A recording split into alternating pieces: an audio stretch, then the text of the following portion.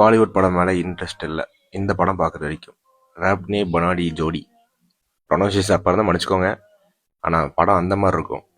லைஃப்பில் ஒரு விஷயத்தை நீ நேசிக்கிறேன்னா அந்த விஷயம் எவ்வளோ வேணால் லவ் பண்ணலாம் அப்படின்னு சொல்லி எனக்கு லவ்னா உண்மையாக சொல்ல போனால் எனக்கு எப்படி லவ் பண்ணணும், எவ்வளோ லவ் பண்ணணும், லவ்னா என்னன்னு சொல்லி உணர்த்தின படம். அந்த படத்தோட விஷுவல்ஸும் ஷாருக் கானோட ஆக்டிங்கும் அனுஷ்கா சர்மாவோட ஸ்க்ரீன் ப்ரெசன்ஸும் ஸ்க்ரீன் பிளேவும் ஒரு மாதிரி மிரட்டலாக இருக்கும். மிரட்டல்ன்றதை விட நம்மளே உள்ளே போயிடுவோம். யாரா இந்த மனுஷன், எதுக்காக நான் இவ்வளோ பண்ணுறான் அப்படின்னு இருக்கும். ஆனால் கடைசியில் யோசிச்சு பார்த்தா இட்ஸ் சம்திங் எல்ஸ். இந்த படத்தோட பாட்டுமே பயங்கரமாக இருக்கும். இந்த படத்தை நிறைய பேர் பார்த்துருப்பீங்கன்னு தெரில. To watch it. உங்களோட பெர்ஃபெக்ஷன், அதாவது ஒரு விஷயத்து மேலே இருக்கிற கண்ணோட்டமே மாறும். Perspective on love will be change.